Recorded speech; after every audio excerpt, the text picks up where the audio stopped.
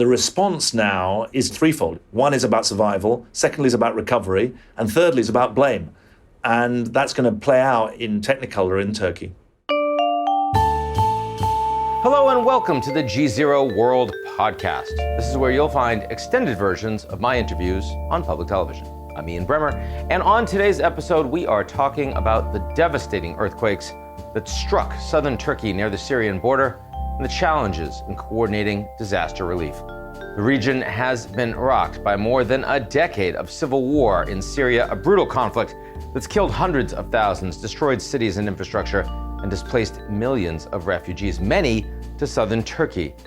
With aid routes severely damaged from the earthquakes and both countries dealing with extreme financial crisis, getting humanitarian assistance to the people who need it has been a daunting task. And as you'll hear today, the real work is still to come.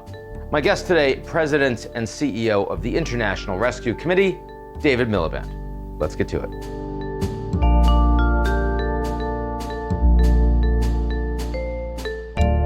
The GZERO World podcast is brought to you by our founding sponsor, First Republic.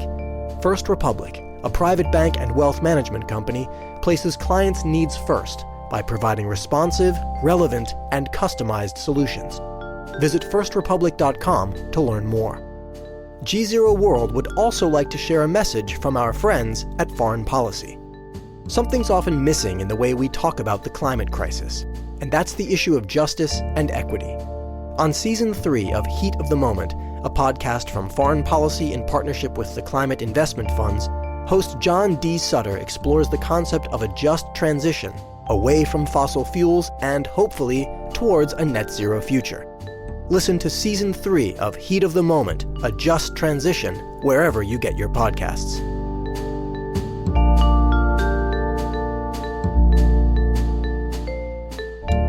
David Miliband, great to see you on the show again. Great to be with you, Ian. So a bunch of things to talk to you about. First, 50,000 plus dead from these horrible earthquakes in Turkey and Syria. Talk to me a little bit about how aid is getting to the people on the ground that really desperately need it. Yeah, thanks for keeping some attention on this 3 weeks after the earthquake, because the great danger is that the world moves on. You said 50,000 dead. It must be at least double that. I think that must be a huge undercount, the 50,000 figure, because you'll have seen the pictures that the rubble is still there, and I'm afraid there are bodies still there. But obviously there are millions still alive, 4.5 million in the northwest of Syria under the control of armed opposition groups, opposition to the Assad regime in Damascus, and 15 million in the affected area across southwestern Turkey, part of an 80 million population of Turkey as a whole. How does aid get to those affected? Well, inside Turkey, it's pretty straightforward. It's within their own country. But in the northwest of Syria, it's much more difficult. The Russian veto at the UN Security Council reduced the number of crossing points to just about one official crossing point. There were commercial crossing points, but for the United Nations, it was down to one at the time of the earthquake. 2 more have been opened on a 3-monthly rolling basis. One into the northwest, one down to Aleppo, so a bit further east from Turkey. There was also a promise of aid crossing the conflict line between the government of Syria and the armed opposition groups in the northwest. That has not yet materialized. We, the International Rescue Committee, my organization, has about 450 staff on the ground in the northwest of Syria. We tragically lost 2 colleagues in the earthquake itself. And they are still waiting for cross-line aid. And although there are 2 more cross-border points, we haven't really seen an increase in the aid flows. We haven't yet had the full monthly figures, but the latest data I saw says that it's still very tough to get aid across the border. And once it gets across the border, what sort of confidence do we have that the Assad regime will actually allow the aid to get to where it needs to go? Well, very low for aid that's going into Damascus. I mean, that's basically staying within government-controlled areas. For aid that's coming cross-border into the northwest of Syria, then it's out of the control of the Assad regime. And the question then is, are you sure it's going to reach the people who need it? And our experience, we've been in northwest Syria over the last 12 years, is that it does reach people in need. And they make a real noise if it doesn't reach them. our own tracking, but also our own client surveys show that what aid does come through, does reach them. Obviously, some of the aid we give is cash support, which allows people to purchase in the open market. And there are commercial goods flowing across borders, but that doesn't really help you that much when it comes to medicines and some household appliances. So the humanitarian situation was in crisis before the earthquake. Yes, it's been doubled by it. Yeah, you referred to it as a double crisis in Syria. And of course, I mean, when you talk about the environment for the Syrian citizens, especially those in the north, you've had all sorts of difficulty just in creating conditions for normal day-to-day life. So it's hard to imagine what happened as a consequence of the earthquake. Yes, I mean, if you're on the precipice and there's an earthquake, you're off the precipice, and really, you're in the lap of the gods whether you survive. Frankly, survival is success for the next couple of weeks. It's still cold, so winterization is one of the major needs. There are enormous risks for some kids who've lost parents, obviously. There's the danger that the World Health Organization have warned of a secondary crisis to do with disease, not just untreated injuries from the earthquake, but cholera returning. There was a cholera outbreak in January in the northwest of Syria. So it's a dire situation, and you will know as well as I that the overall politics for northwestern Syria are as dire as the humanitarian situation. It was a conflict zone as recently as January, bombing raids from Russian and Syrian aircraft, shooting. 150 civilians were killed last year in border skirmishes. There's no UN process that's got leverage at the moment for the political situation. The so-called Astana process that you've written about, Russia, Iran, Syria, and Turkey, is really in control of the politics. And if you live there, it's very hard for people to keep up any hope at all. So let's move to Turkey, where, of course, the majority of the casualties we know about, large majority, are actually located. There's a lot of politics around this, too. In part, I want to ask you, how much of this do you think was preventable? There's been a lot of criticism of the fact that building standards were nowhere close to what they needed to be. Was this something that corruption played a big role, poor governance played a big role in just how bad this crisis has become? Well, I'm not a structural engineer, so I'm not going to claim expertise where it doesn't exist, and I can't say to you that I've been through all of the different planning permits and building regulations, never mind the architectural designs. What you're obviously speaking to, though, is that Turkey had experience in the late 90s of an earthquake, which led to all sorts of promises about building standards. But clearly from the... Also led to the ouster of a prime minister at the time, right? That's Who a good poorly point, handled it back then. That's a very good point. But you've obviously seen these buildings just absolutely cratering. And so what I can speak to from our... we work through partners, just to be clear, in Turkey, it's not direct IRC delivery. We're working through partner organizations, Turkish partner organizations, through our office in Gaziantep, the center of the earthquake. What we know is that there's been an absolute meltdown of the urban environment, and there's a lot of anger about that, understandable as well as grief. But I can't speak to you about corruption in respect to the planning permit system. But what we both know is that Turkey is just a few months away from an election. An accident, an earthquake as grave as this, and the response to it is going to play a big part in that. I'm presuming you think the election will go ahead as planned. But there are 10 million people whose lives have been turned upside down, so it's hard to see how they're going to vote and participate.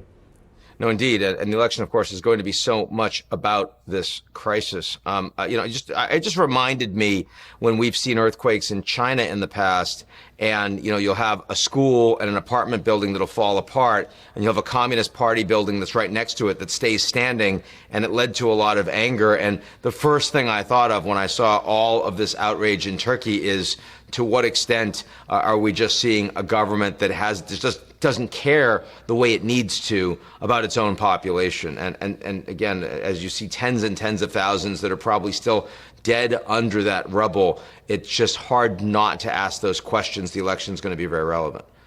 Yeah, I mean, look, they're all voters. So I think that and Turkey is a functioning democracy, albeit one that's been highly centralized over the last 20 years, increasingly centralized.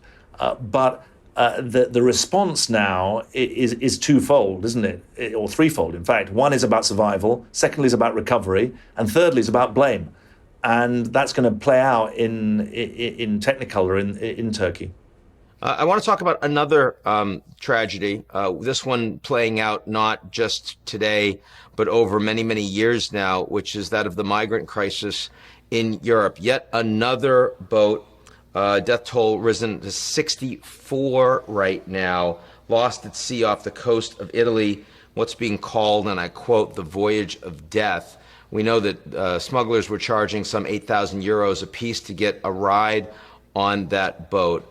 And I'm wondering to what extent you agree with what we're hearing from European leaders, that the most humane thing to do is to stop migrants from risking their lives in the first place. How do you respond to these tragedies? Well, I think that you have to respond before they happen is really the truth about this. Look, the big picture is not just a European picture, it's an American picture as well, which is that more people are on the move than ever before. And more people are on the move for, if you like, political reasons, not just economic reasons. Political in the sense of they're fleeing persecution, they're fleeing war, or they're fleeing disaster. They're fleeing from man-made disaster. And that's evidently true in Europe for people fleeing from the Middle East and North Africa. It's true in the US for people fleeing from the northern triangle of countries, El Salvador, Guatemala, Honduras, but also 5 million refugees from Venezuela, etc. And both Europe and America face the challenge of richer countries, which is how do you distinguish between refugees on the one hand and immigrants on the other? A refugee is someone who has no home to go to. An immigrant is someone who's choosing to leave their home. How do you balance fairness with humanity in the operation of assessment systems to make sure that you are fulfilling legal as well as moral obligations for people who've been driven from their homes? And how do you balance international responsibility with local responsibility? My recipe for that involves the following elements, and I don't want to pretend that this is easy, but here are some elements. Neither Europe nor America is getting it right at the moment. Element one, you have to have fast processing of asylum claims. If you don't have fast processing of asylum claims, America's taken an example, 2, 3, 4 years to process an asylum claim, because there's a backlog of over 1 million people in the immigration courts, you can't do justice and you can't achieve fairness or humanity. So number one, you've got to process your asylum claims quickly. To be fair to Germany, they've done a very good job on that, partly off the back of 2015-16. Yep. Secondly, those who are allowed to stay needs to be properly integrated into the society, above board, given training, given language tuition, able to participate fully in society. Those who fail the test obviously can't stay. Third element of this is to recognize that there's a very strong criminal element that's exploiting the absence of legal routes to get into Europe or America. And in Europe, we've got very good evidence of this. There isn't an EU agreement on its asylum and migration package. And so there aren't safe and legal routes to flee from persecution or disaster. That just plays into the hands of the people smugglers. And I think they were in your mind in some of the way you phrased your question. Any Absolutely. effective policy has to address that at source. There's been some examples actually in Turkey that we talk about in a previous context where some of the people smuggling that was happening in 2015-16 has been effectively attacked. The fourth element that I think is important is that you have to have legal routes to asylum and to immigration. The Biden administration has made a nod towards this in its pledge that 30,000 people a month from Haiti, Venezuela, etc., 4 countries in total, will be allowed into the United States if they're able to register before they arrive. And so those are some of the components that are necessary in addressing what I think is going to be the challenge for the rest of this century, frankly, because we know from the data, the econometric data, that in countries of less than $7,000 a head, people are going to want to leave. But I want to play off of this for a bit. Tell me, in the context of these elements, what are the countries that are actually starting to get it right? Where are you seeing meaningful progress? You mentioned Germany specifically in terms of dealing with the backlog for processing refugees. Beyond that, Give me some countries that are starting to make a more positive difference. Well, interestingly enough, all European countries are doing well for Ukrainian refugees. They're integrating them and indeed. they're giving them, they've set the standard. And they've set a standard that should be observed elsewhere. Now, they're not, that it's not only What Europe. message does that send, David, if you don't happen to be a white European? Well, exactly my point, that you've got to do it not just for white Europeans. Now, you asked for countries that are doing well. Uganda does well. I've just come back from Kenya. Kenya is studying what's happened in Uganda, where Ugandans have the kind of rights to work, to land actually in Uganda, to education services for their kids, that exist for Ukrainians in Europe. And obviously very different GDP, very different sort of systems, but Uganda has a very successful refugee integration program. The reason I raise it is it's not just the matter that the richer countries do well and the poorer countries do badly. I'm afraid some of the richer countries don't do well at all on this. And this is a problem that doesn't get better if you ignore it, which I'm afraid has been Is Uganda doing a better job, not only because they have to, in the sense that these refugees could truly overwhelm their economy if they don't find a way to integrate them, but also because they see the upside to a greater degree, in a sense that, you know, as a poorer country, they understand that they need the immigrants and they can't play politics with them in the same way that, for example, a United States or a United Kingdom has more flexibility? I think a bigger point in the Ugandan case is that they know that other countries helped them when they were going through political trauma 20 or 30 years ago, and they feel a sense of commitment. That's certainly, if you look at Colombia, that's another country that's done quite well. They would say, look, when we need, Colombia and Venezuela were one country before. So Colombia is also an example where I think they've made a systematic effort to get refugees above board. What they've recognized, I think, Ian, is that the choice is not whether people come or not. It's whether they come in a planned, organized, regulated, legal and tax-paying way, or whether they come in a disorganized, unplanned, unregulated way and are out of the formal economy. And I don't want to oversimplify, but if you keep that in mind, you understand a lot of the difference between success and failure.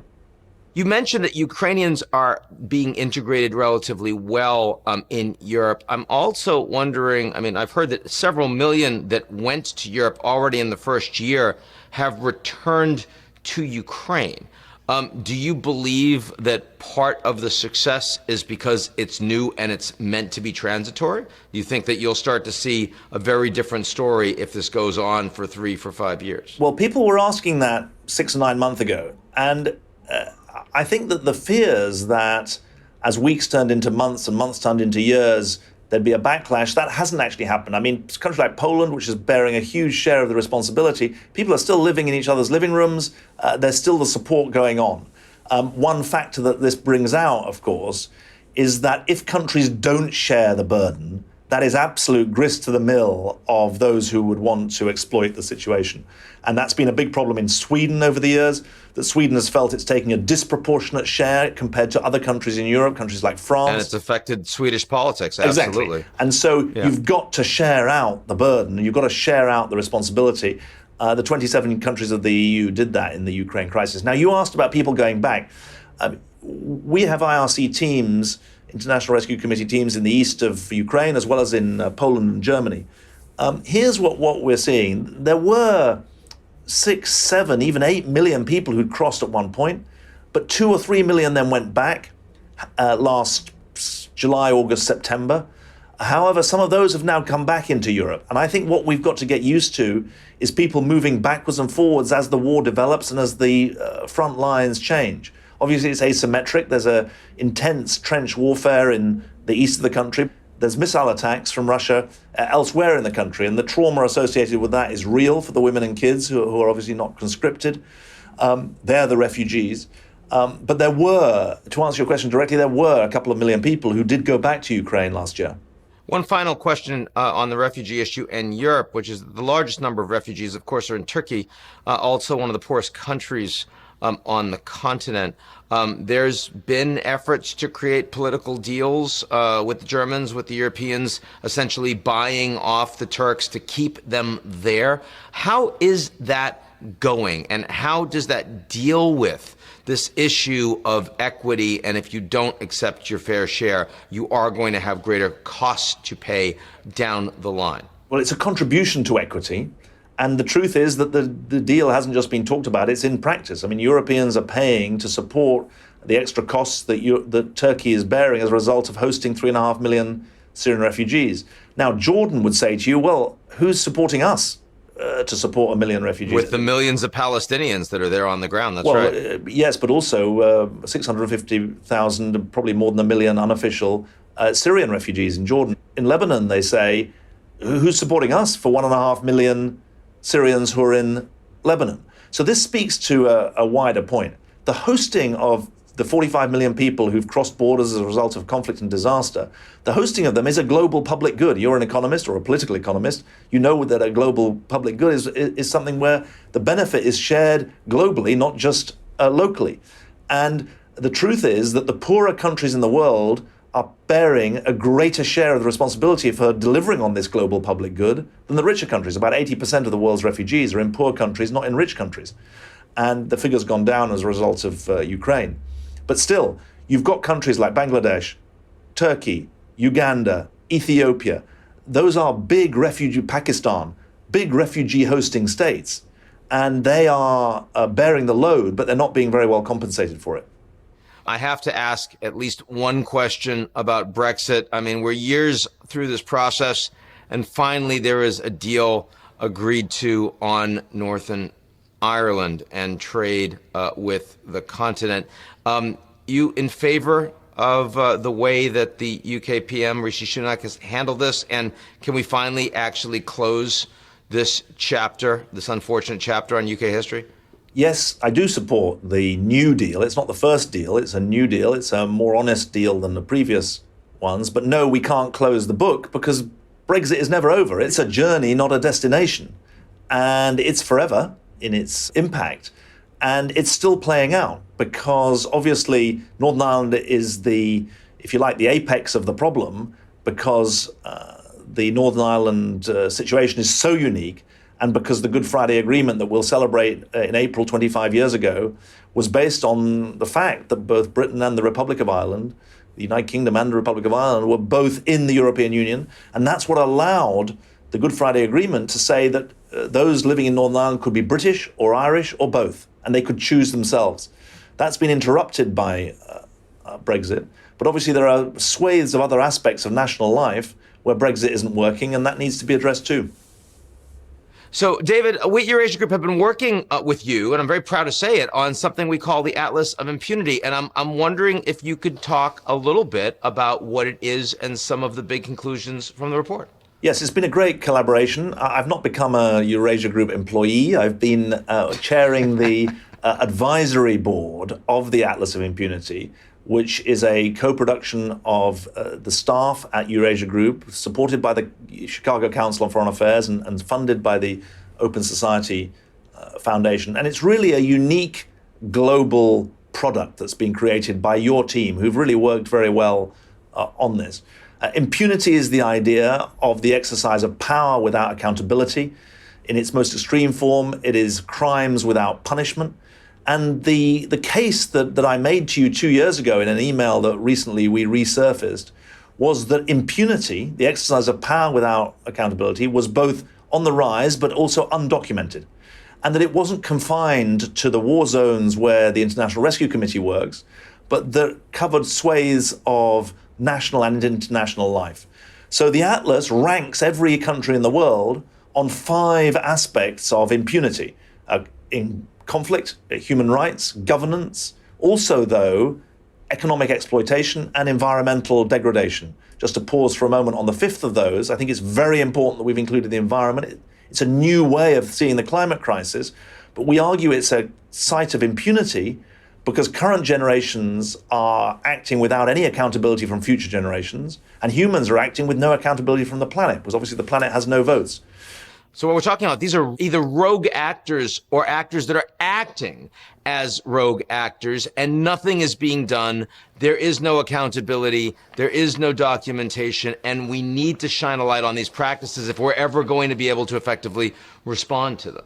Well, there are rogue actors and there are not so rogue actors, and then there are quite good actors, because every scale of impunity is balanced by accountability.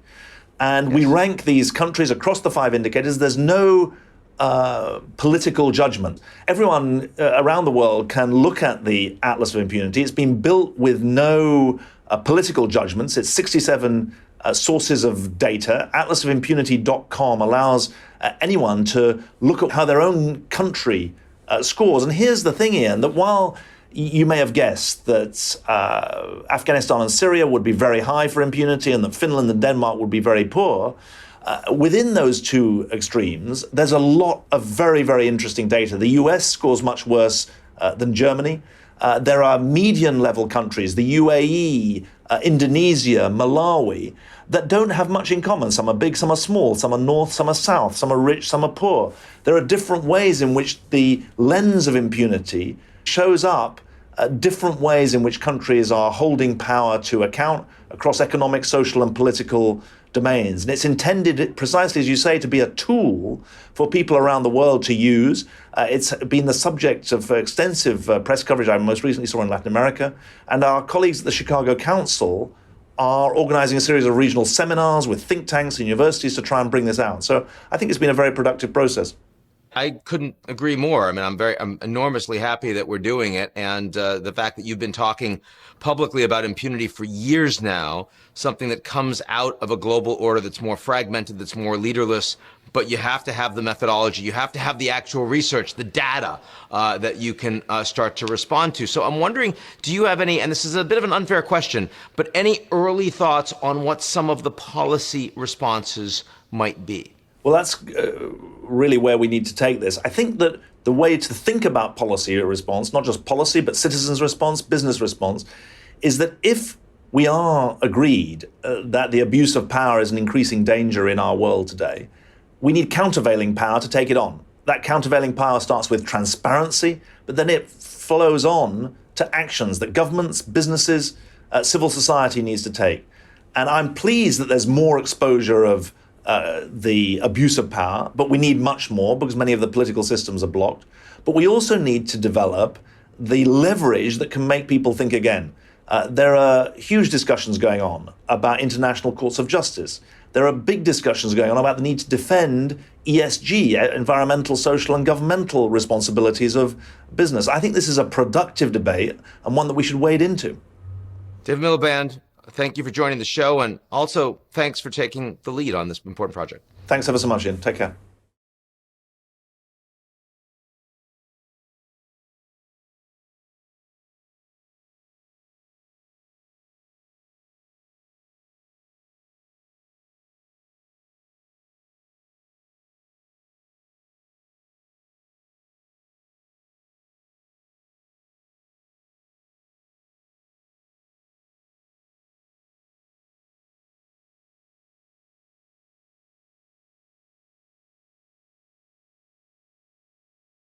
David Miliband, we'll have you back. Got to keep talking about it. Thanks so much, man. Thank you.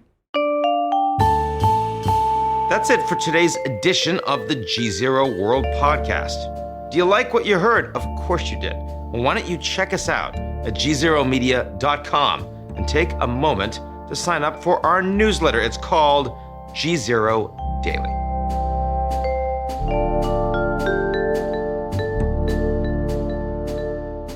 The GZERO World podcast is brought to you by our founding sponsor, First Republic. First Republic, a private bank and wealth management company, places clients' needs first by providing responsive, relevant, and customized solutions. Visit firstrepublic.com to learn more. GZERO World would also like to share a message from our friends at Foreign Policy. Something's often missing in the way we talk about the climate crisis, and that's the issue of justice and equity.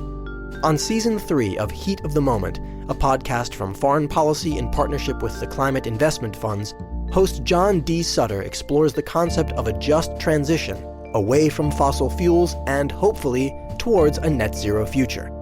Listen to Season 3 of Heat of the Moment, A Just Transition, wherever you get your podcasts.